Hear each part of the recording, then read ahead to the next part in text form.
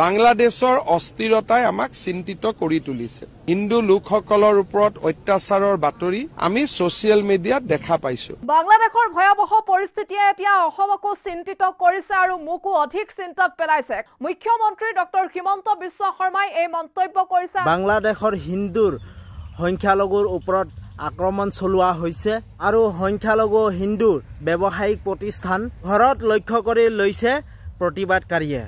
আপোনালোকক জনাবলৈ লৈছো বিশেষ নিউজ। বাংলাদেশক এইবাৰ আক্ৰমণৰ সন্মুখীন হ'ব লগা হৈছে সংখ্যালঘুৰ হিন্দু।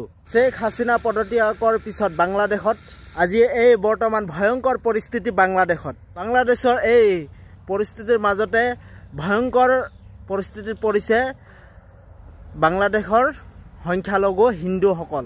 বাংলাদেশৰ হিন্দুসকলৰ মাজত ভয়ংকৰ আক্ৰমণ কৰিছে এছাম প্ৰতিবাদকাৰীয়ে। সংখ্যালঘুৰ হিন্দুৰ ব্যৱসায়ৰ তেওঁলোকৰ ঘৰত টাৰ্গেট কৰি লৈছে, ভয়ংকৰ আক্ৰমণ কৰিছে বাংলাদেশৰ হিন্দুসকলক। তেওঁলোকৰ সংখ্যালঘু হিন্দুসকলৰ ব্যৱসায়িক প্ৰতিষ্ঠান, তেওঁলোকৰ ঘৰ সকলো টাৰ্গেট কৰি লৈছে, লক্ষ্য কৰি লৈছে এছাম প্ৰতিবাদকাৰীয়ে। আৰু হিন্দুৰ মন্দিৰতো প্ৰতিবাদ চলাইছে আক্ৰমণকাৰীয়ে। এইবাৰ বাংলাদেশৰ পৰিস্থিতিক চাই আমাৰ ভাৰতে উদ্বিগ্নতাৰ প্ৰকাশ কৰিছে। বিদেশ মন্ত্ৰী জয়শংকৰে প্ৰকাশ কৰিছে এই তথ্য। আনহাতে বাংলাদেশৰ সেনাৰ সৈতে যোগাযোগ ৰাখিছে ভাৰত চৰকাৰে। এই ভয়ংকৰ পৰিস্থিতিৰ মাজত চোকা নজৰ ৰাখিছে ভাৰত চৰকাৰে। বিদেশ মন্ত্ৰী জয়শংকৰে প্ৰকাশ কৰিছে এই সভাত। এই বাংলাদেশৰ ভয়ংকৰ পৰিস্থিতি আক্ৰমণৰ সন্মুখীন হ'ব লগা হৈছে সংখ্যালঘু হিন্দুসকল।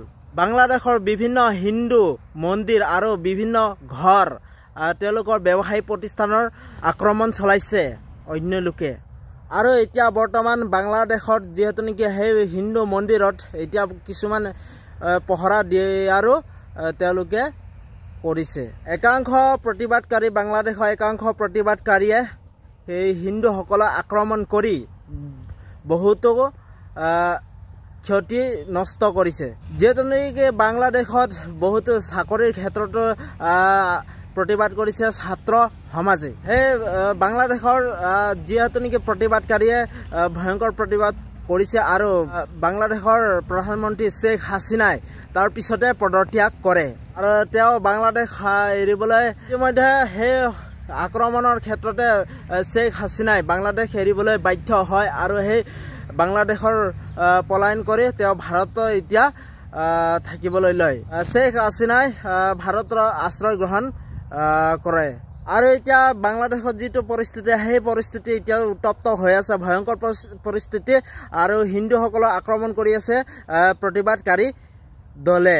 আৰু প্ৰতিবাদকাৰীয়ে লক্ষ্য কৰি লৈছে হিন্দু মন্দিৰ আৰু হিন্দু সকলৰ ব্যৱসায় প্ৰতিষ্ঠানসকলক ধ্বংস কৰিবলৈ আক্ৰমণকাৰীয়ে তেওঁ লক্ষ্য বান্ধি লৈছে। যিহেতু আপোনালোকে গম পাইছে তেওঁ বাংলাদেশৰ আক্ৰমণকাৰীয়ে বাংলাদেশৰ প্ৰতিবাদকাৰীয়ে এতিয়া হিন্দুসকলৰ ঘৰ ব্যৱসায় প্ৰতিষ্ঠান আৰু মন্দিৰ সকলো যিমান আছে হিন্দুসকলৰ সকলোকে আক্ৰমণ কৰিবলৈ লক্ষ্য বান্ধি লৈছে আক্ৰমণকাৰীয়ে। বাংলাদেশত এইবাৰ জটিলভাৱে ধৰ্মীয় প্ৰতিষ্ঠানতো আক্ৰমণ কৰিবলৈ লক্ষ্য বান্ধি লৈছে আক্ৰমণকাৰীয়ে। এতিয়া সংখ্যালঘু প্ৰতিষ্ঠানত যিহেতু নেকি সংখ্যালঘু হিন্দুসকলক আক্ৰমণ কৰিবলৈ লক্ষ্য বান্ধি লৈছে প্ৰতিবাদকাৰীয়ে। আৰু এতিয়া হিন্দুসকলৰ জটিল সময়ত এতিয়া বাংলাদেশৰ বহুতো জটিল হৈ পৰিছে হিন্দুসকলৰ বাবে। তেওঁ আশ্ৰয়ৰ কাৰণে থাকিবলৈ ব্যৱসায় প্ৰতিষ্ঠানৰ সকলো ক্ষেত্ৰতে জটিল হৈ পৰিছে বাংলাদেশৰ হিন্দুসকলৰ বাবে। তো মই সেইটো কাৰণে মই এই ভিডিঅ'টো বনালোঁ। তো আপোনালোকে মোৰ ভিডিঅ'টো যদি ভাল পালে প্লিজ আপোনালোকে লাইক, ছাবস্ক্ৰাইব আৰু কমেণ্ট কৰি জনাব। তো ঠিক আছে, বাই বাই। নতুন এটা ভিডিঅ' আপোনালোকক লগ পাম। তো